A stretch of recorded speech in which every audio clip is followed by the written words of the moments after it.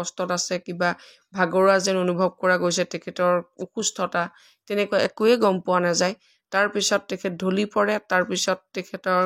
মানে ডক্টৰৰ ওচৰলৈ নিয়ে দুখন নাৰ্ছিং ৰুমলৈ নিয়ে যিহেতু মই আপোনালোকলৈ বিপিন চাওডাং ডাঙৰীয়াৰ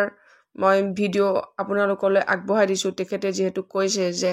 মানে দুখন নাৰ্ছিং ৰুমলৈ নিলো তথাপিতো বচাব নোৱাৰিলোৱে সঁচাকৈ বহুত বেছি বেয়া লাগিলে তেখেতেও বিপিন চাওডাং ডাঙৰীয়া আমাৰ জাতি মাতৃৰ হকে আৰু দেশপ্ৰেমমূলক গীত বহুত ধুনীয়া ধুনীয়া গায় তেখেতৰ গান শুনিও ভাল লাগে আৰু ঠিক সেইদৰে মানে যুৱ প্ৰজন্ম নতুন প্ৰজন্ম হিচাপে ৰাজীৱ শদিয়া ডাঙৰীয়া উঠিছিলহে তেখেতক কেনেকৈ ভগৱানক কেতিয়াবা বিচাৰবোৰ এনেকুৱা ভুল লাগে ভগৱান ইমান নিষ্ঠুৰ নে ইমান সোনকালে তেখেতক লৈ গুচি গ'ল নহয়নে বাৰু মানে সঁচাকৈ বহুত বেছি বেয়া লাগিলে আৰু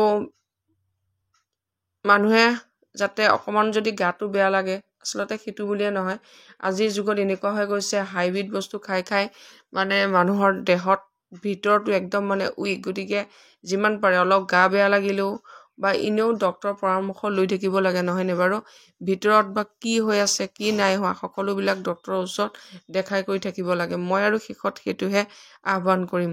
আৰু তেখেতৰ মৃত্যু হোৱাৰ পৰাই মই তেখেতৰ ভিডিঅ' মই আগবঢ়াই আছোঁ আৰু যিমান পাৰোঁ মই আগবঢ়াই যাম ঠিক আছে মোৰ ক'বলগীয়া